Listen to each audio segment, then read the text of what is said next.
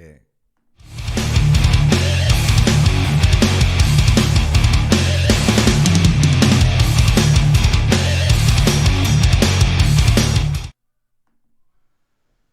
Hey guys, it's the Lawrence Prezman. Meet the experts with Ralph Michaels today. Super exciting day. Ralph is as good as it gets in pretty much everything except drinking beers not called Miller Lite. But we're going to talk about that. Ralph, how are you, buddy? What's going on? Doing great, Prez. Obviously, a big jump in college football with the lockdown and in the same boat as everyone else, but being very productive. And I'm very excited about this upcoming season. Yeah, you know, Ralph, obviously I know what you're up to. We talk regularly. You're working away. One of the people that are really helping to drive the ship. Fill us in on what exactly you are doing these days, my friend. Well, first off, we're going to talk about this guide earlier, but Caesar's Palace just opened up win totals today in college football. They opened up the Heisman odds. And of course, if you go to WagerTalk.com and go to the Cal Sports page, you can get the college football spring guide for free. No credit card needed. Just be a registered email customer. Download the guide and have all the information in that guide. And even more exciting, Prez, I'm starting to work on a new project, a new newsletter that we expect to have at Wager Talk. It'll be breaking down first quarter and first half odds and logs for every college football and NFL team. And it's an exciting project because where do you find, what did Ohio State do in the first quarter last year? Nowhere. There are no logs. There are no archive records. We'll have it for you this upcoming fall. And that sounds so great, Ralph, because, you know, betting quarters and halves is just becoming bigger and bigger all the time. So that sounds amazing. Do you want to get a little bit more deep into that? Well, yeah, it's a project that I talked about doing. There's very few places where you can find archived odds. But, last year, there's numerous sources that talked about Alabama in the first half and how Alabama was doing covering in the first half and then not doing in the second half. Well, was that a one-year anomaly? Was that the way they normally do it? Is it the same and is it different at home? One note I'm going to give our viewers here just as we're watching, I would much rather lay 20 points on the road in college football than lay 20 points at home. And the reason being simple. When you travel on the road, you are restricted to the number of players you take. Example, the Pac-12, they are 72 players. So you're taking your first string, your second string, your special teams players, and a few third stringers. If you have a 20-point lead on the road, you have no options but to play your best players because that's all you brought. When you have a 20-point lead at home, you can empty the bench, play third and fourth string players. So those type of situations, is it an anomaly or is it a proven bettable fact? You'll be able to analyze yourself. I'll be giving out some best bets on that newsletter as well. And again, we're just starting to put the nuts and bolts together, and I keep adding more and more to it. But I'll tell you what, it's going to be a must-have newsletter. I can't wait to read it. And I know you and your newsletters, I mean, you've been doing these newsletters longer than most of us have been handicapping. Ralph, welcome to Meet the Experts. We're going to basically interview you, go through your history, how you got into the business, your favorite sport, some betting tips for people, et cetera, et cetera. You have promos or anything to give out before we start? I do. And this is obviously a horrible time to have a sale. And I'm not having a sale. And I just want to preface it by saying this. I am very proud of my customer base. I've had customers that have been with me every year for over 20 years. And that is something very few people can say. So I have customers that reach out to me and say, hey, Ralph, I always get your early bird. I want to know what the specials are. So I decided this year, with the trying times we're having, to set my price as low as I possibly can, hopefully get a few extra new customers to offset the losses at the price point. Let me give you an example. College football and the NFL, each $7.95 at WagerTalk.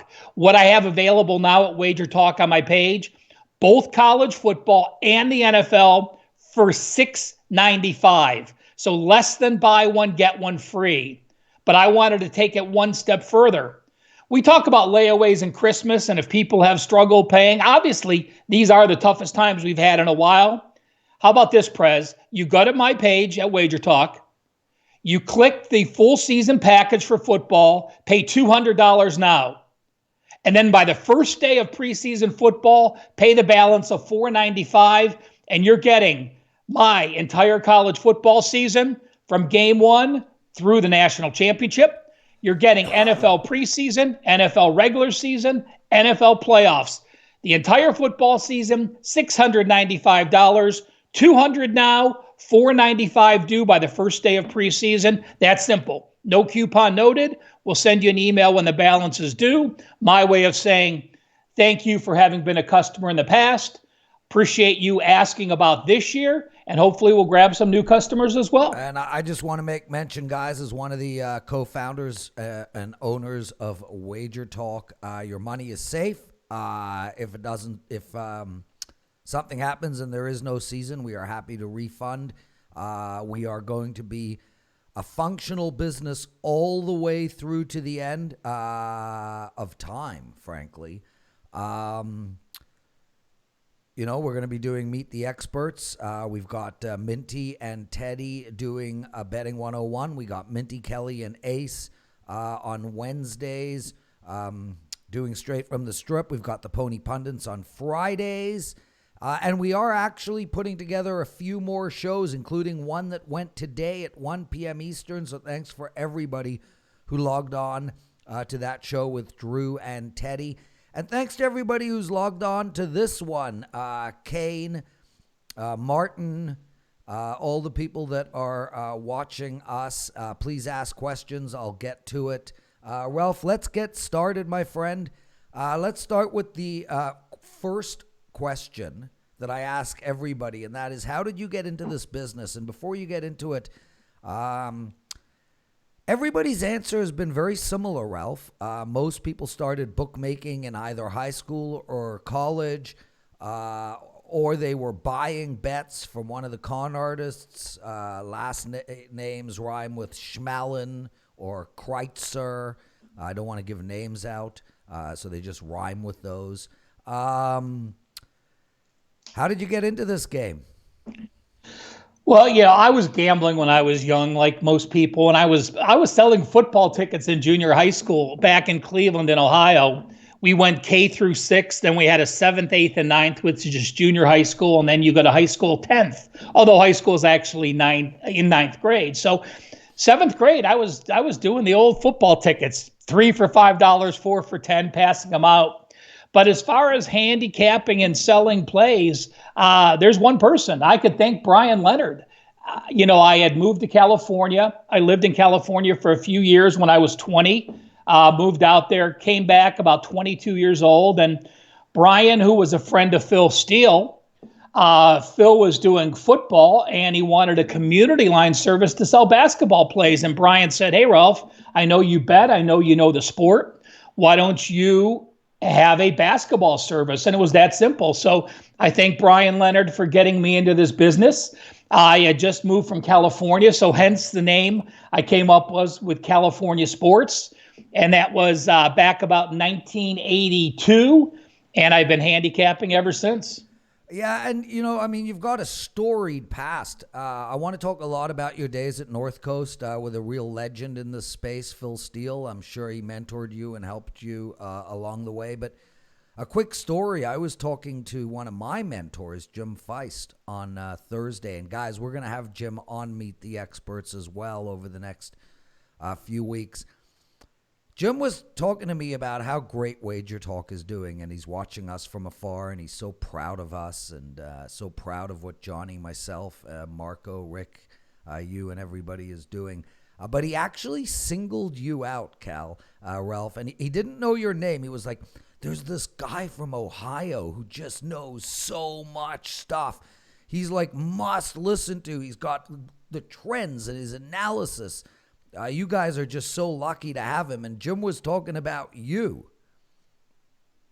Well, I appreciate that. I've actually talked to Jim a few times, so he knows me by situation, maybe not by name or face. Oh, he's He's getting on very he's on old. Yeah, well, he's on Koken's show as well. So, we've touched Yeah. bases on emails, and he's actually have reached out a few times. And, I go back clearly. My back in the 1980s, after I started doing Cal Sports, I actually went through two periods. I started working at North Coast Sports and Phil Steele Publications just as a regular hourly employee. I was the low man on the totem pole. Worked my way up where Cal Sports was doing very well, left for a period of time. And then after a few years of being gone, Phil said, "Hey, I really need you. Why don't you come back and why don't you manage both companies for me?" So, I've been with North Coast Sports and Phil Steele Publications about 17 years, split into two different Right. categories. The previous 8 years prior to coming and joining WagerTalk, I ran both North Coast Sports and Phil Steele Publications as the general manager. Yeah, so tell us about that, Ralph. I mean, Phil Steele really made his reputation on that college football betting guide that he put out every year. It was truly a center point for college football betting, an iconic publication. How involved were you in it? Oh, the last 8 years, the magazine, I wrote parts of the magazine. Obviously, in the magazine, I was listed as the chief editor with Phil, the owner. So clearly as involved as anyone. But some of the neat stories, you know, not talking about the Phil Steele side, but talking about the North Coast side. Phil taught me everything I know about preseason football. There's so many different ways you handicap it. When the alternative football leagues were around, we had great success. I want to tell you a story about this.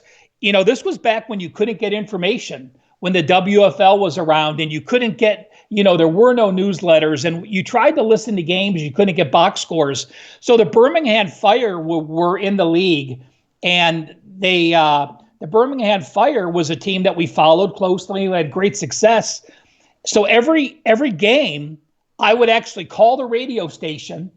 They would put us on hold, and we would listen to the game being on hold by calling the radio station. That was the only way you could find out what was happening in the That's games. So amazing.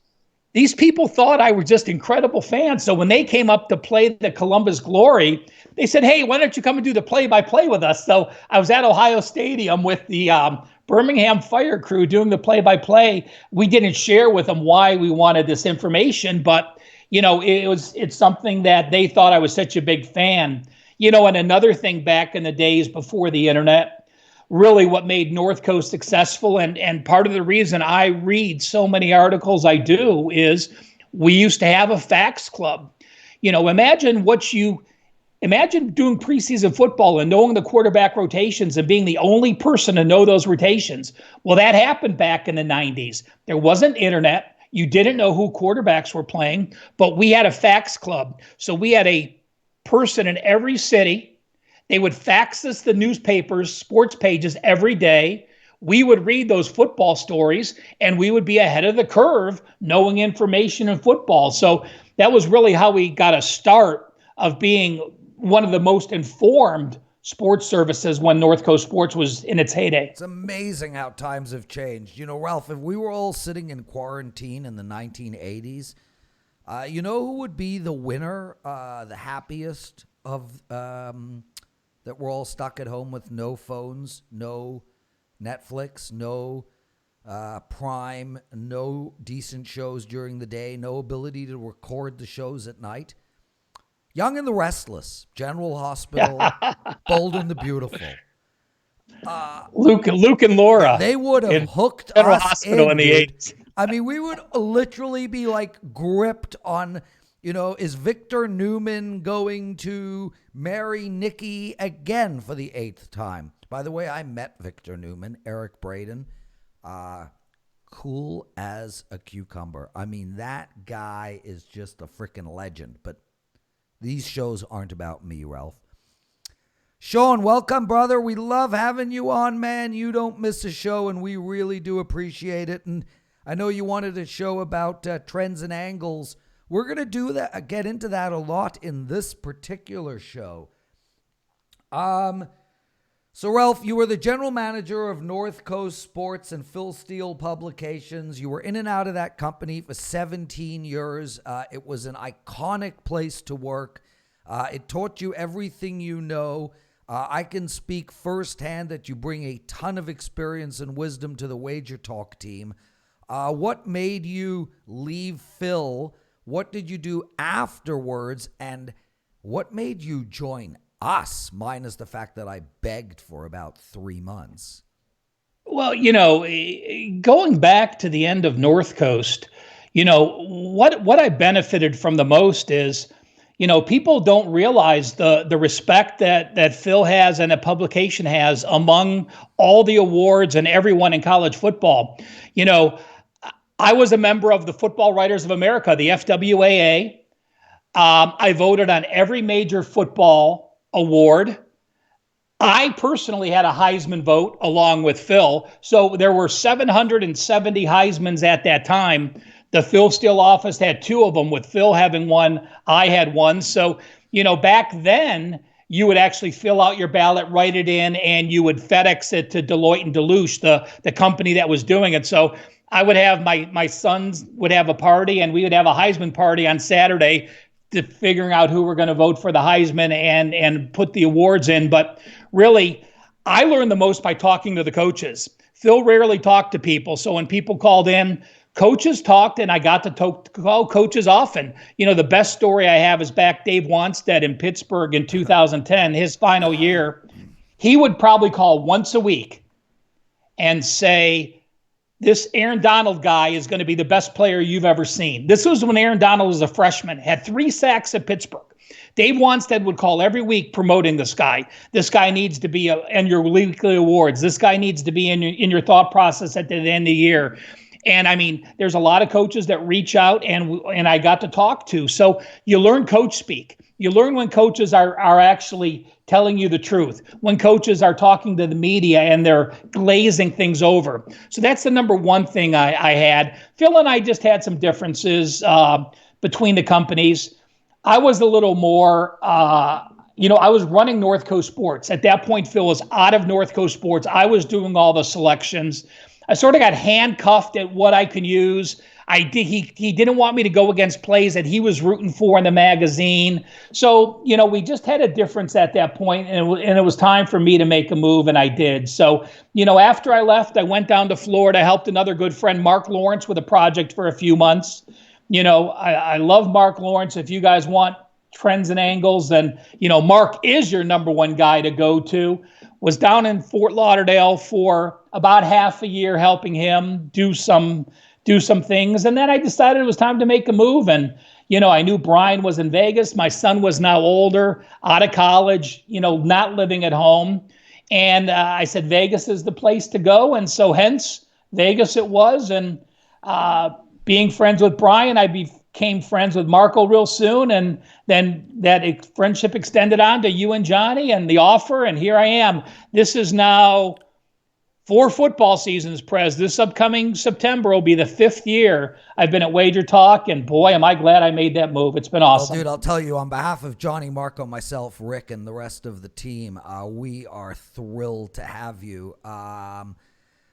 Vivi has joined us, my woman, my Vivian. She is being driven nuts by her 2 children. Carm is here. Carm, I know you saw, I think it was Kane. Kane pointed out, I don't know if you guys have watched, but Carm has put up a cooking video where he made a mean pasta sauce. So Kane pointed out that it was next level. And Carm, I'm really hoping we can get some more of those cooking videos up and running. Thomas, welcome to the show.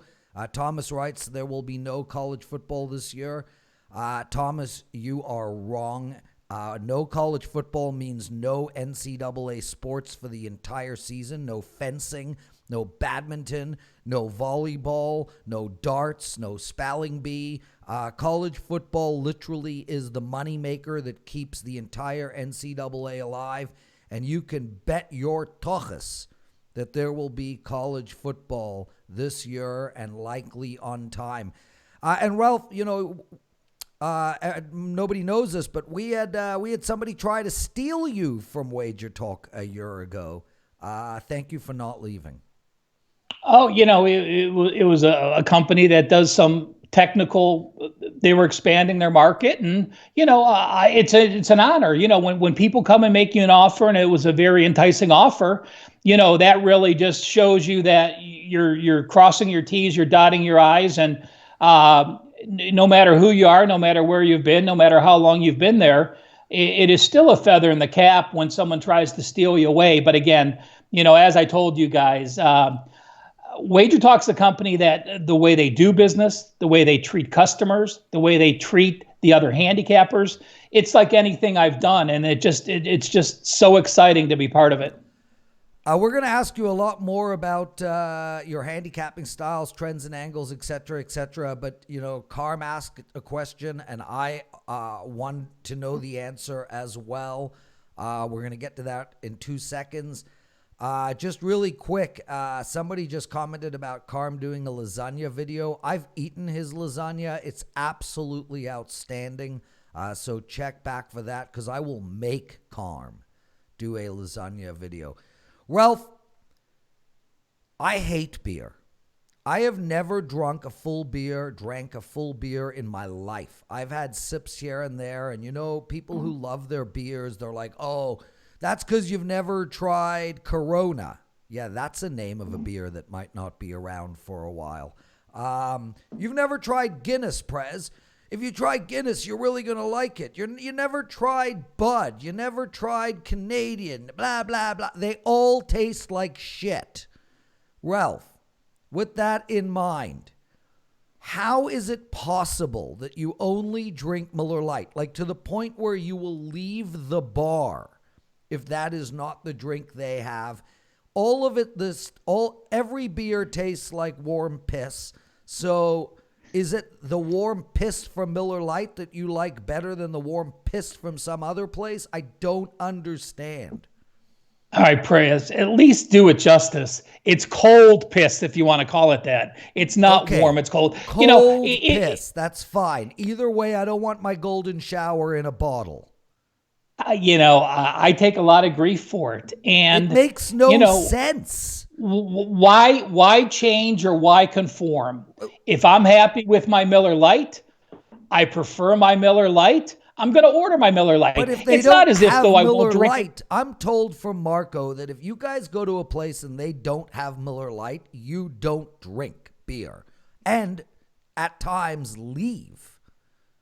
Well, yeah, that's because Marco promised me there'd be Miller Lite. Marco's a big liar. But, I'll drink Mick Ultra. And if I had a few Miller Lights, I'll drink something else. So it's not 100% or nothing. But to me, it's just this. If there's an option, I can pick my choice. I am not going to conform to what other people say.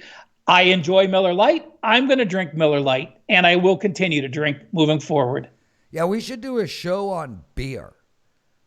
Because I should host it.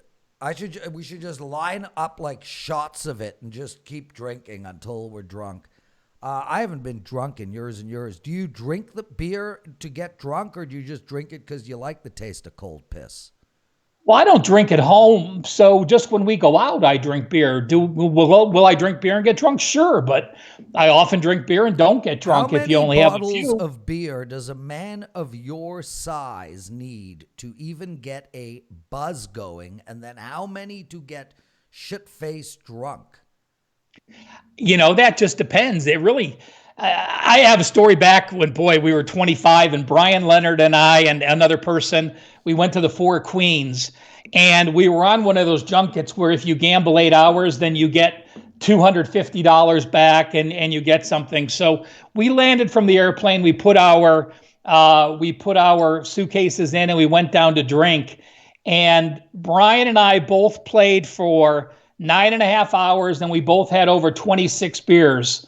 Now, he didn't get up the next 2 days because he said he was drinking Heineken and I was drinking Miller Lite. So really, he says he drank 36 beers and I only drank 26. But there's been many a time where I can drink a 12-pack and That would be some people bring beer to a party. I would bring a 12 pack, and yeah, that would be Ralph's.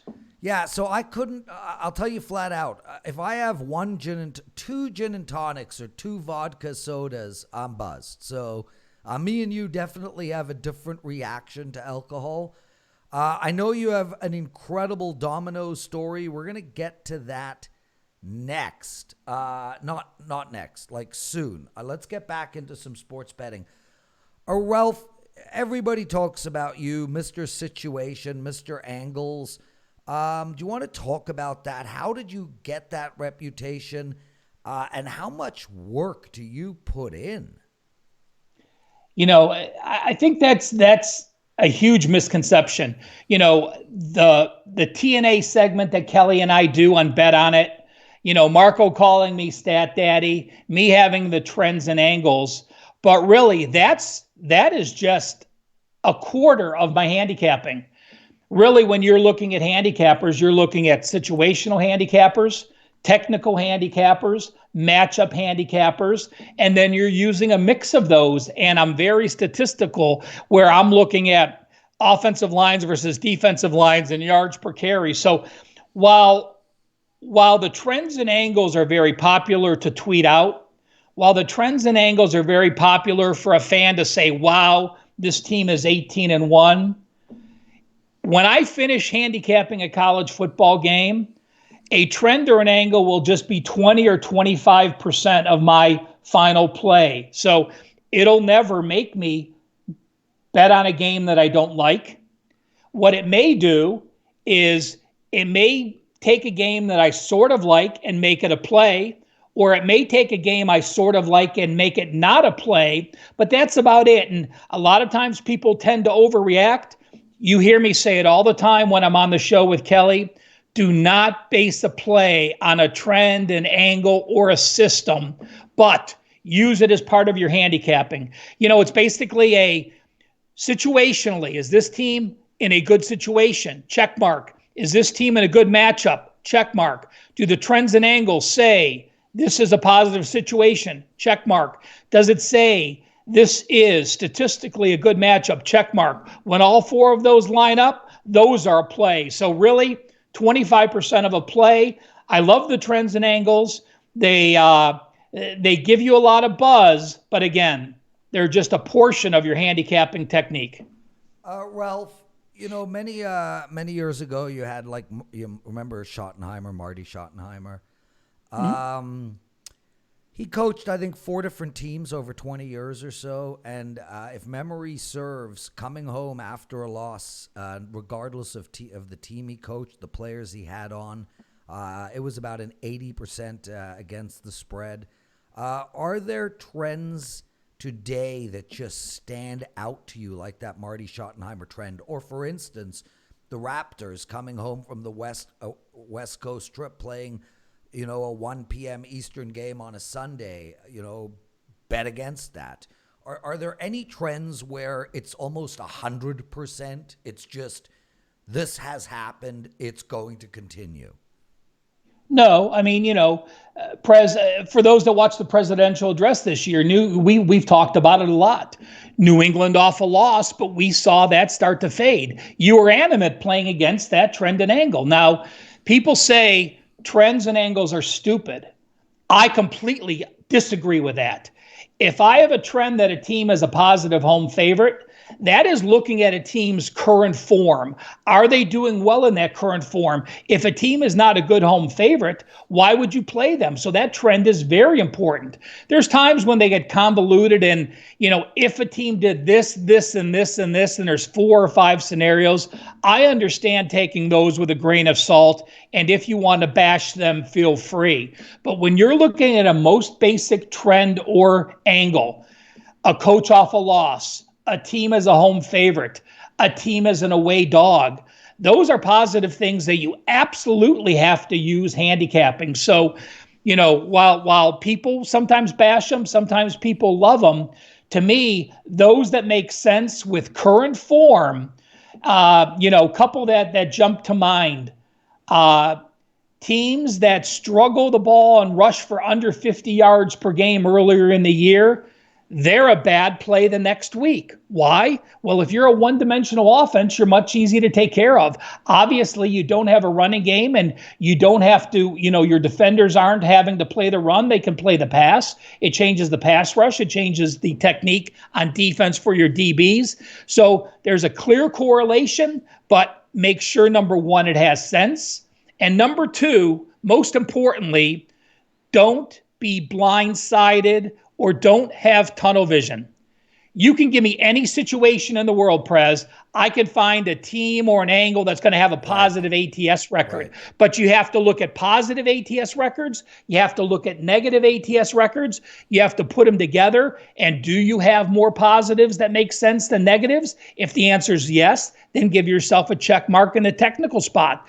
But don't say, oh, I'm not going to worry about this losing angle. I really don't think it makes sense this week, and only find those positives. So it's as important to look at all the angles, both positive and negative, and then make the assessment moving forward. Ralph, Scott K. wrote, Shot coached Cleveland, KC, San Diego. I'm positive there was a fourth team in there. Was it the Redskins? Do you remember? And Ralph is on his computer database. I am looking as we speak. He was San Diego Chargers, Washington Redskins, 2001. I was right. It was Washington. Yeah. People very think cool. I don't know my stuff. Andy Reid after a bye. Scott K mentions. Kane mentions Tomlin is a favorite on the road. Take the under. A trend that I live by, Ralph, and that I bet as often as possible is Marco in a poker tournament will not do well. I don't know about that. I think it's, he tells me that it'll always last longer than you. And the thing is, he does last longer than me more often than not. And I'll tell you why, Ralph. Marco likes to min cash, like pay $200 to enter a poker tournament and make $205, including his $200. I actually play to win. I have won so many more tournaments than that guy, but yes, he will last longer than me. That is for sure. Another trend that you can live by is Carm calling an Uber in the middle of a poker tournament.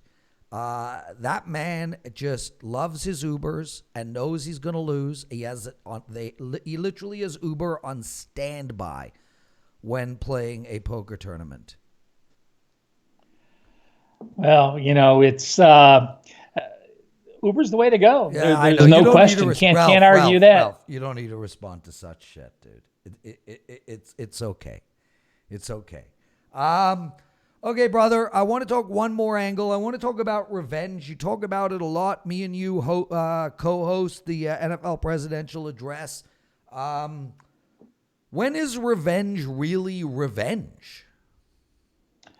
Yeah, again, you hit a hot spot, Prez, because I think revenge is the most overused term in handicapping. And it's simply this. If you were a 10-point dog and you lost the game, you don't have frickin' revenge the next time. You were supposed to lose the game. Revenge is a situation where it's meaningful, it's an isolated situation, or you were expected to win the game. Double revenge. I mean, I read some newsletter and someone said, oh, this team has triple revenge. They were a 21, a 23, and a 25-point underdog. They lost all 3 games, so now they have triple revenge? No. Some spots I do love. If you're in college basketball and you lose your first game as a favorite in college basketball and you're a dog in the second matchup, that is one I very much like.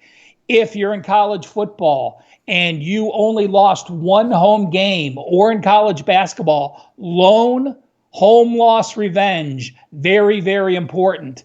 If it was a season-ending revenge, be it in March Madness, be it in the conference tournaments, be it in the NFL playoffs, that is meaningful revenge. Even if you were a small dog in that spot, if it's season-ending, it's something I look at.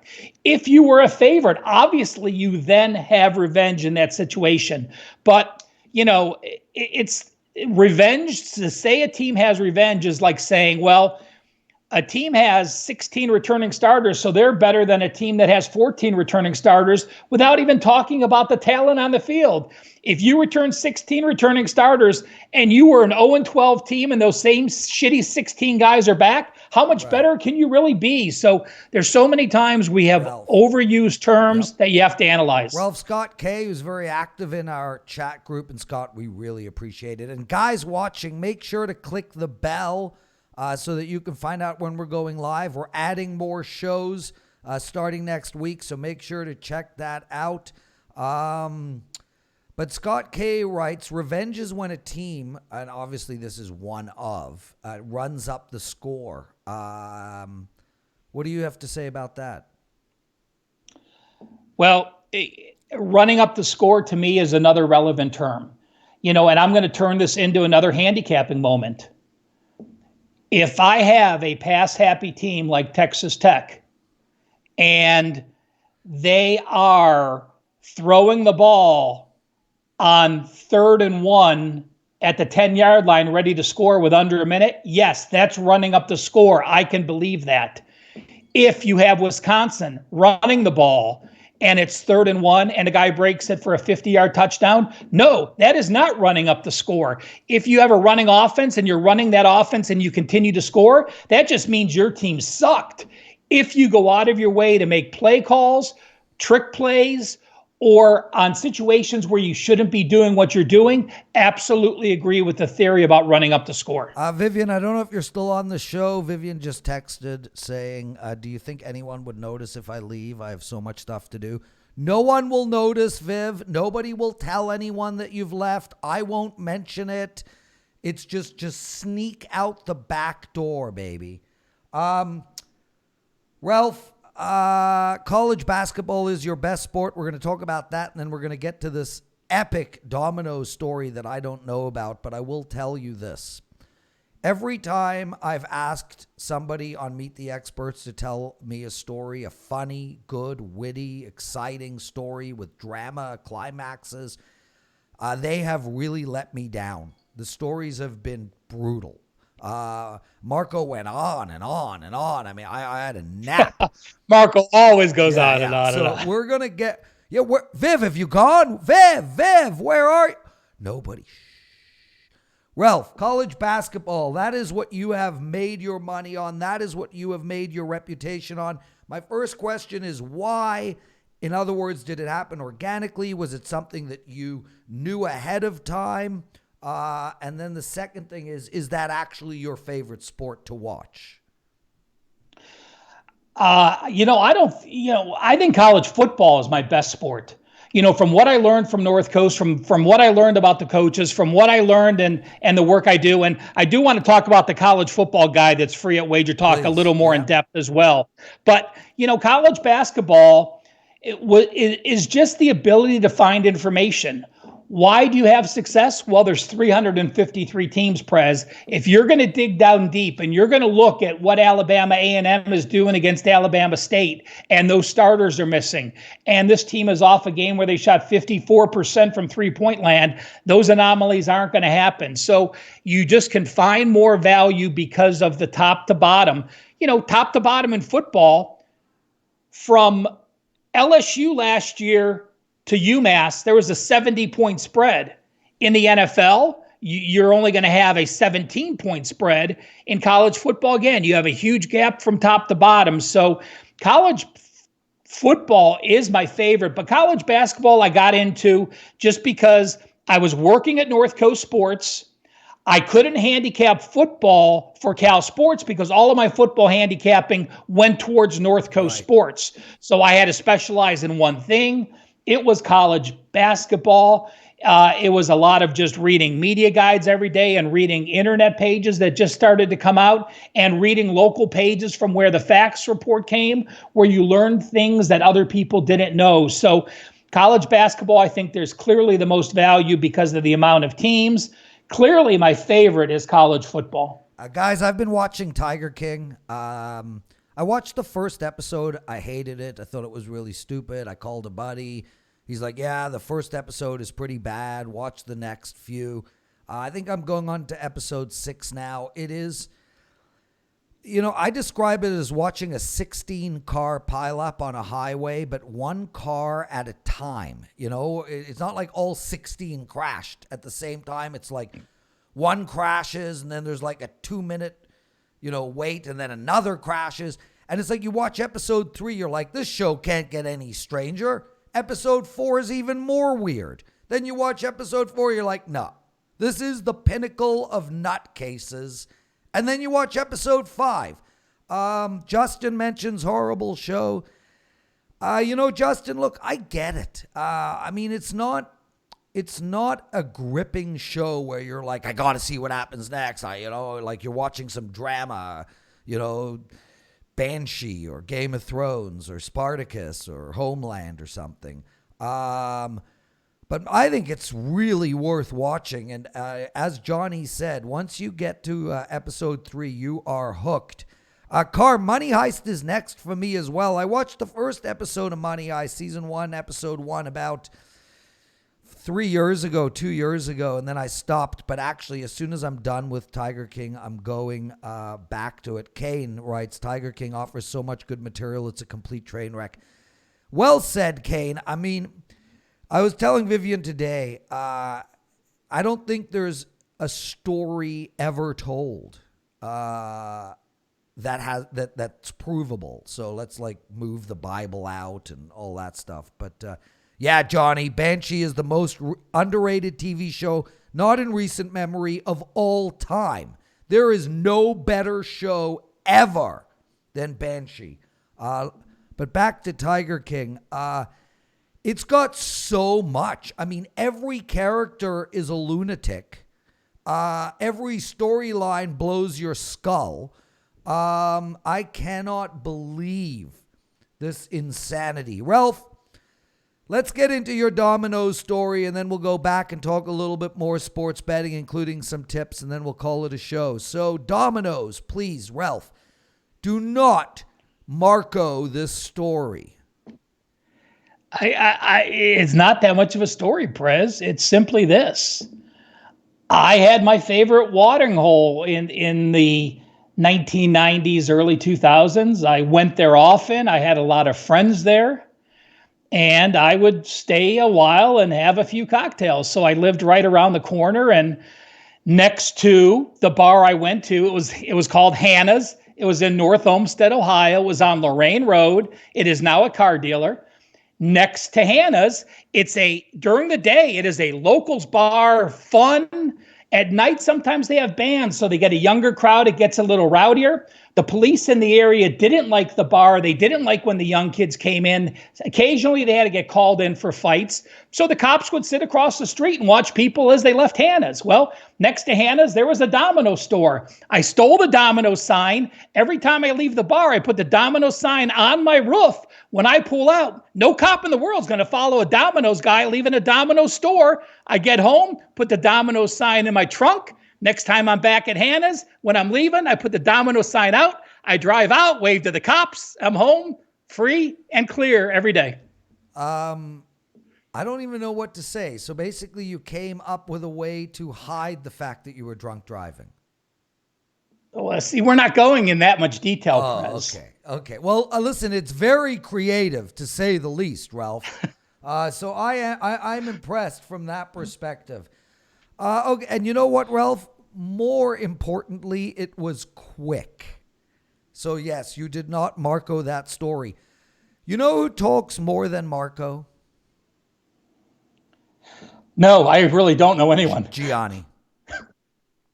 Yeah, I've not gotten into many conversations that long with Gianni. I see him in videos. I see him out on occasion. And when he's with a bunch of other people, he is not that long. I can see when he gets on videos, he does like to go on and on. So if he's telling a story, I'm sure that is going to be the case. Ralph, I don't say that negatively, because Gianni is just must listen to sports radio.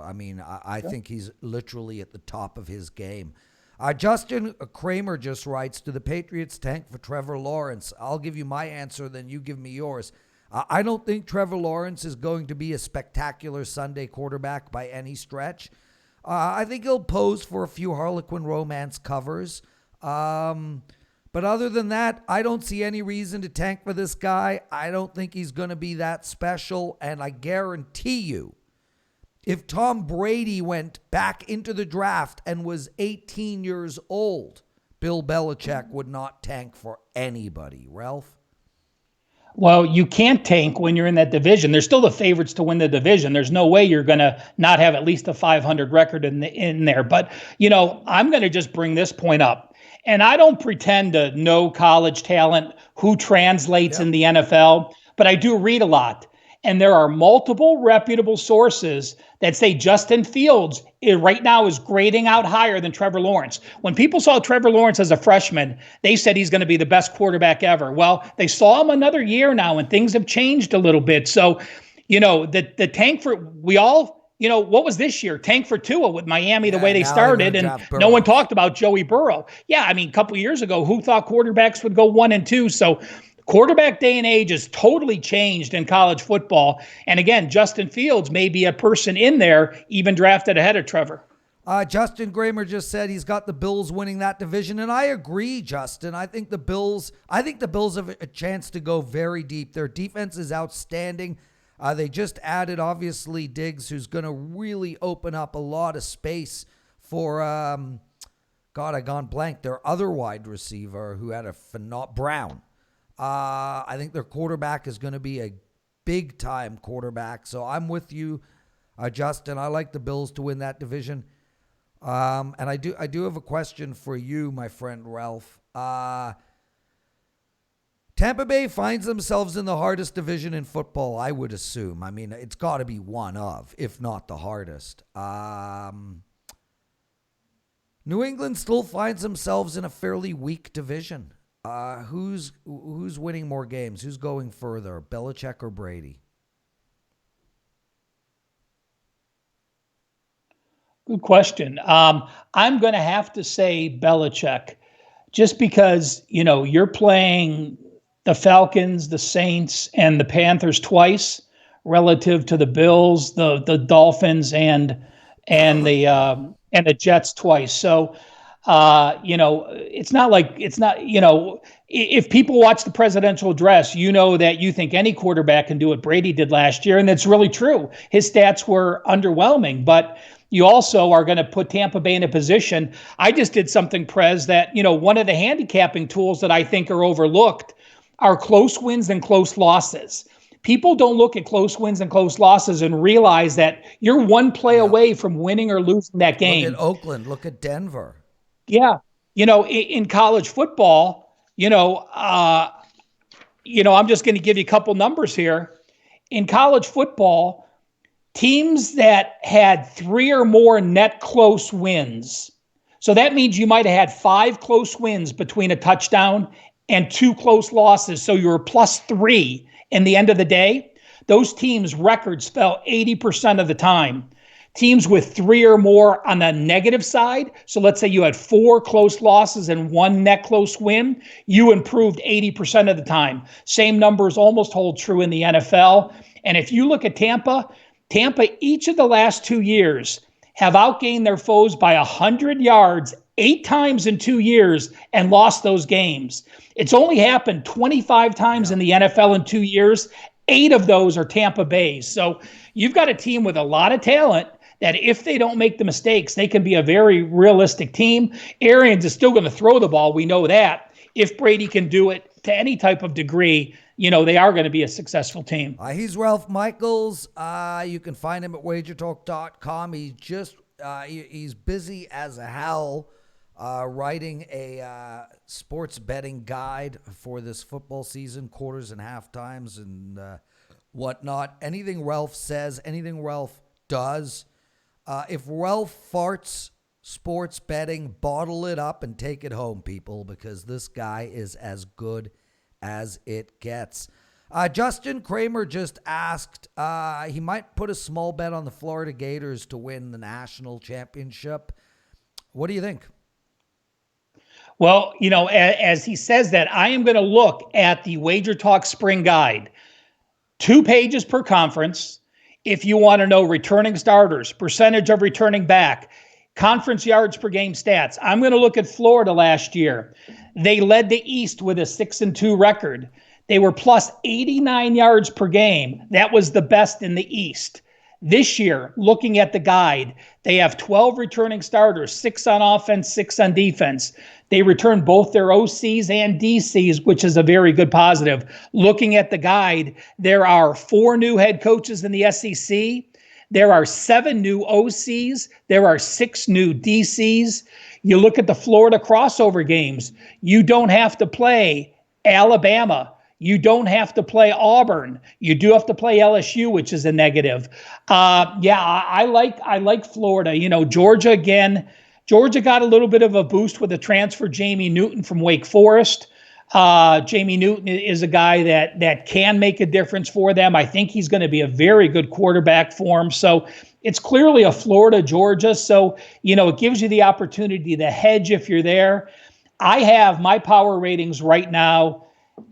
Again, it's not going to be surprising to anyone. Clemson and Ohio State are 1 and 2. Alabama's number 3. So, Georgia's in there. Oklahoma's in there. And Oregon's going to make a big jump this year. They just got Anthony Brown, the transfer from Boston College, who's going to give them a nice, stable quarterback situation. So, Florida's a team that Dan Mullen is now in his 3rd year.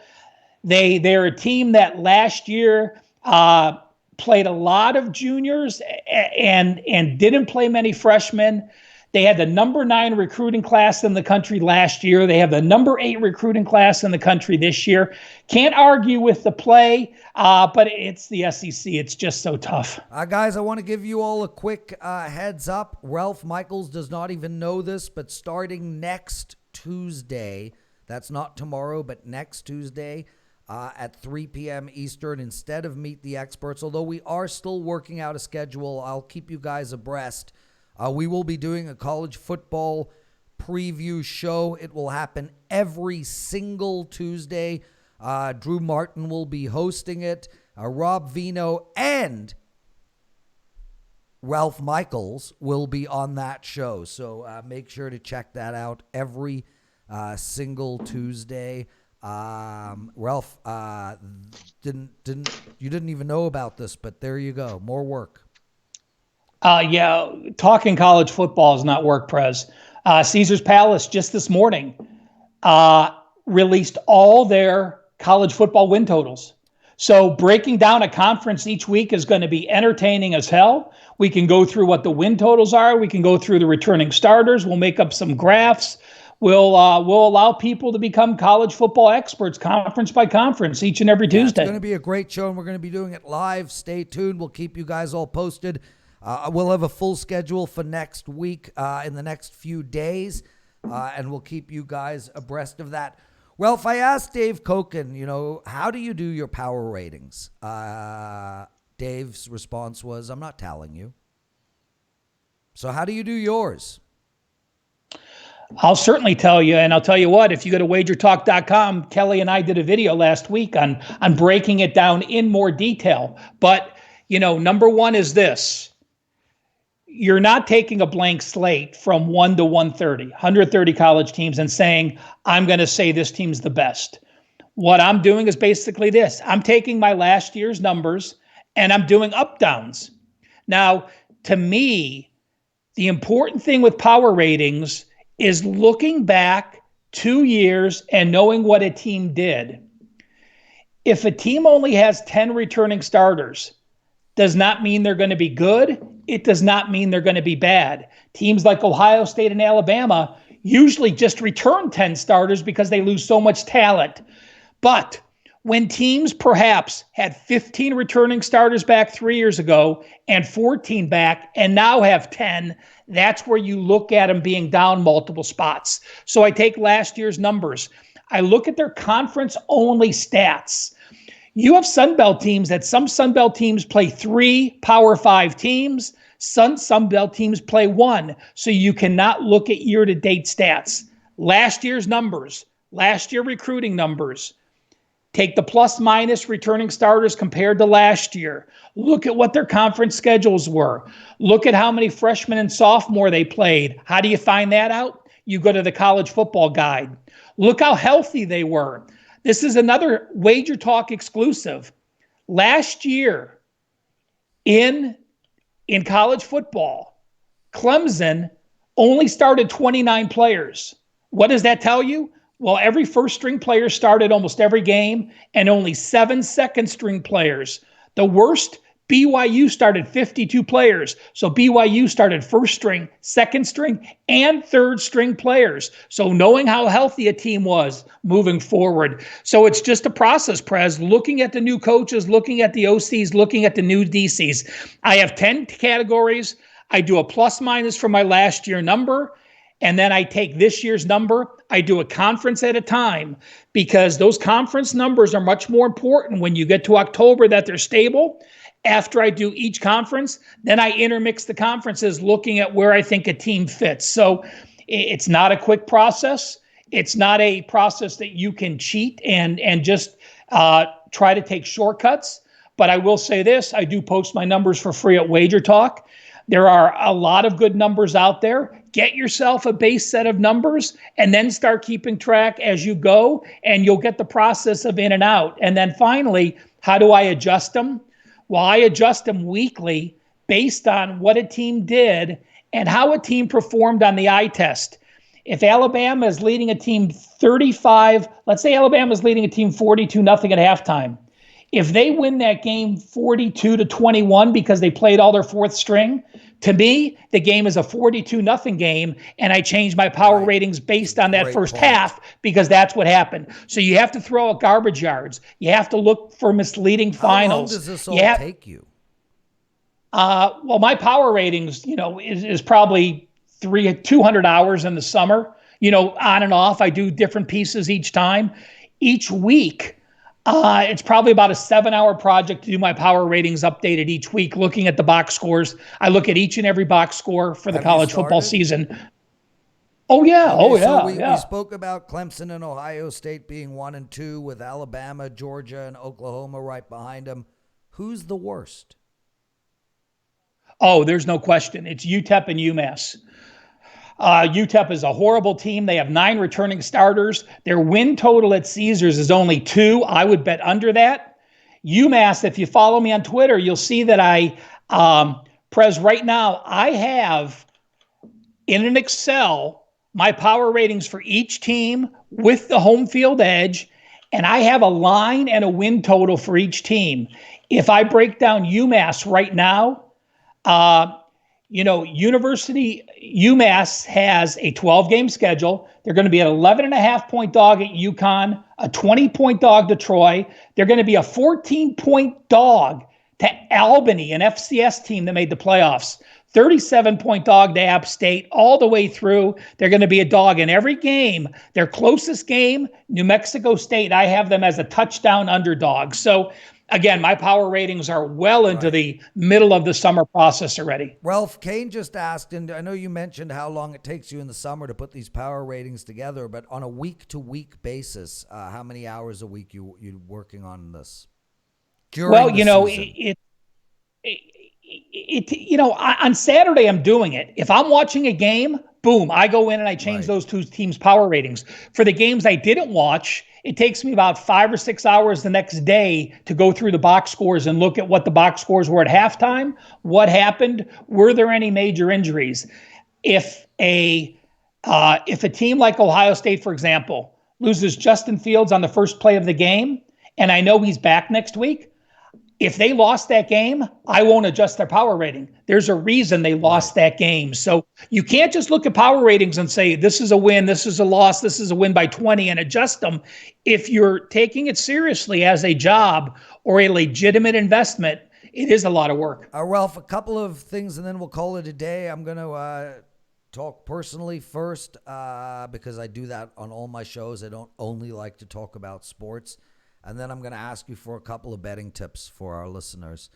Everybody out there knows I am an absolute lunatic when it comes to Pink Floyd. I'm totally obsessed with that band. I also saw the Grateful Dead 64 times. 64 Grateful Dead shows. I've seen the Allman Brothers 6 times. Neil Young 4 times. My second favorite band of all time is Crosby, Stills, Nash & Young. I'm obviously hardcore into classic rock. It shows my age. I get it. What does music play? What part does music play in your life? And if it's country music, I'd prefer you just not talk about it. No, I would say my favorite band is Styx. So I'm not quite the Sticks. hard rock, but Oh, yeah. okay. So I got to tell you, dude. So I'm a huge live fan, like fan of live music. I mean, I just listed a bunch of the shows. You know, one of the best shows I ever saw in my life was Prince Purple Rain Tour. It was absolutely spectacular. Yes, Prez is a hippie, but an ambitious hippie, otherwise known as a Jew.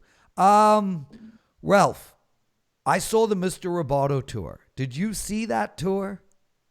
No. So it was the end of Styx. It was the last time Dennis DeYoung played with Tommy Shaw. It ended up bankrupting the band. They came out. They had 200 actors. It was if anyone could find the Mr. Roboto tour on YouTube, it is worth watching. It was set in a wax museum. So the show started with a video of Dennis DeYoung sitting in jail, and he's about to be released. The president of the world had banned music, so all the music icons were wax statues. They had actually built these wax statues and put them all over the stage. And Dennis DeYoung got out of prison, and then he was on a mission to save music. And he went through the wax museum and talked about Elvis and MJ and all of the greats and blah, blah, blah, blah, blah. And then they sang all their songs. It was an epic monster of a tour. It bankrupted the band. Tommy Shaw flipped out and will not play with Dennis DeYoung anymore.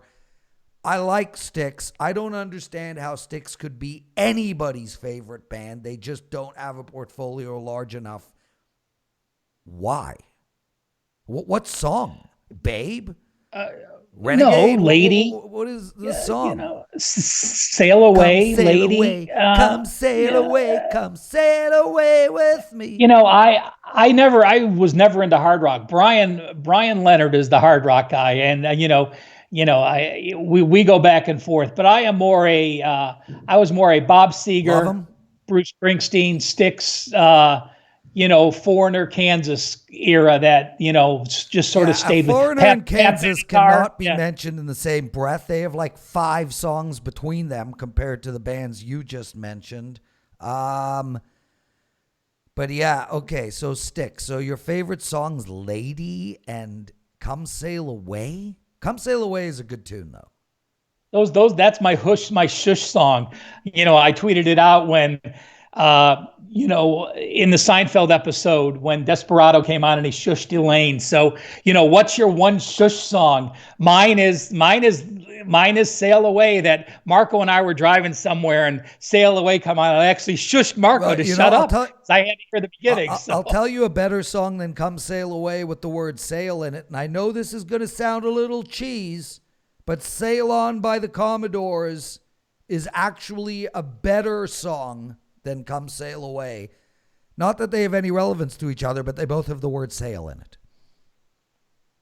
Anyway, I got a different sail for you, Prez. Let's go. Ralph, you got it. You missed your calling. You should have been the guy with the flexi this and the Floby. You are a natural, bro.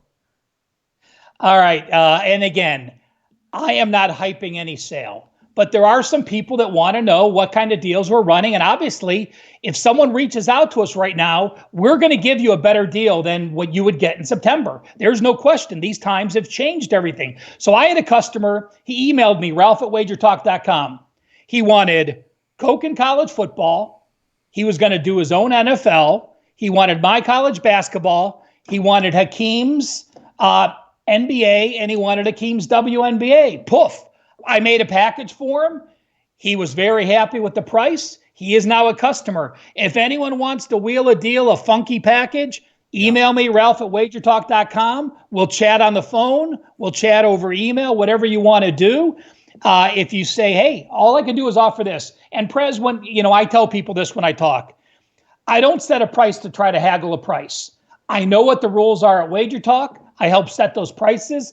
I set a price that's fair for what you're paying in advance. I don't set a price to try to haggle a price. If the price is attractive to you, great, take advantage. If not, no issues. But again, if anyone wants to reach out for a funky package or mix and match some guys that you want for each sport to come up with your own all-star lineup for a season, now's the time to email me. You'll be surprised what a good deal you can get. Guys, that's one of Ralph's roles at WagerTalk.com. He handles all of the pricing points at WagerTalk and Sports Memo, all of the promotional offers, etc., etc. Ralph, my last question, and then we'll call it a show, is one or two of the most important things an amateur bettor, a casual bettor needs to know in order to win. Two things. Number one, obviously money management. I'll clearly say that.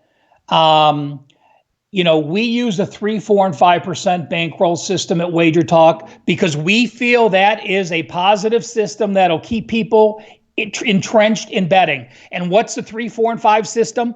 If you have a $10,000 bankroll, 3% on a 3, 4% on a 4, 5% on a 5. Or if you play them all the same, I'm okay with whatever way you go, but money management. Number two, don't overreact. The best example I can give you, Prez, we talk about this every week. In the NFL, the Hilton puts out a line 2 weeks in advance. That line often changes 3 points because of a Sunday night or a Monday night game where people overreact to what happened the last game. It is a season long. One game is an anomaly. Don't overreact to what you just saw. Look at the team as a whole and make that as part of the number or power rating number that you're going to use for this upcoming week. Guys, tomorrow's show, Tony Finn, I promise you it'll be entertaining. Tony and I are close. I will be making fun of him the entire show. Ralph, did you ever see the show we did during the year where Tony had a backdrop behind him when he was talking and it fell and a naked guy walked right while he was wearing underwear, walked right past him. And it was like, was there a naked guy in your wife's room? So that's the type of show we're going to be having tomorrow, guys. It'll be a hell of a lot of fun. I mean, Tony is the Tiger King of sports betting, I think. With that said, nobody's better in NFL than that. That guy's a god. Want to add anything? Or should we call it a show? No, I agree. You look at Tony's numbers year in and year out. I did look, and again, I'm not. There's only 4 people, and again, I'm not calling anyone out for the 4 years, but when I was looking at my NFL record, you look at my 4-year NFL record, it's a profit. I've had a profit each year in the NFL. And every freaking year I'm looking at my NFL, the's Tony right ahead of me. The guy hit 70%. It is a source of, it is motivation for me to kick his ass this year and beat him because I think 3 out of the 4 years he's beaten me. And again, Oskheim has 4 straight winning years as well in the NFL, but I'm coming to get you, Tony. Yeah. You're mine this year in the NFL. I'll be ahead of you. Can we make a side wager on that? I'd like to put a lot of money on Tony, and I'll offer you minus 140. Oh, you got it. Oh, absolutely. We are betting, baby. Guys, you got it. Thanks so much for watching Meet the Experts. Ralph, I cannot thank you enough for giving us your time today. And I can't thank you enough for everything that you do. You're one of the most loyal employees at WagerTalk. We all absolutely love you.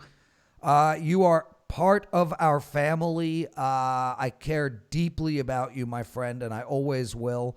Guys, make sure to subscribe. Johnny, correct me if I'm wrong, I think we're 40 or 50 away from 48,000 subscribers. I'd like to get that to 48 ASAP. Johnny's just putting in the records of everybody. Tony Finn, a lifetime NFL, 61%. Oh, my God. That is so insane, man. Thank you, everybody, for joining us. Make sure to check out the show tomorrow. Me and Tony. I don't think it's going to be an hour long. No matter how much I love Tony, Johnny's going to have to pay me double to do an hour with that guy. Well, when you read Tony's write-ups, they are in depth and they are awesome. His The write-ups guy, are like 7 pages long. well, no partaking in any cannabis before that show, Tony. Yeah, I'll take the over. Ralph, thank you very much, everybody. Such a pleasure doing this with you. Check back tomorrow. And also, Drew and Rob Vino will be doing a college football show tomorrow, but it will not be at 3 p.m. Stay tuned. We will be tweeting it out, and Ralph will be joining. Ralph, you can join tomorrow if you want. I can speak to you later and have you set up. Just reach out to Drew and talk to him. I am open tomorrow, so I'll reach out to Drew today and see what they have planned. If they have a scheduled, structured show, I won't jump in. If there's an opening for me where I'm not intruding, I will jump in. I'll jump board with them. Thanks, brother. Everybody, love you all. Be safe. Wash your hands. Stay out of public places. Stay home. And if you have never seen Banshee, I've just given you 38 masterful episodes. Take care, everyone.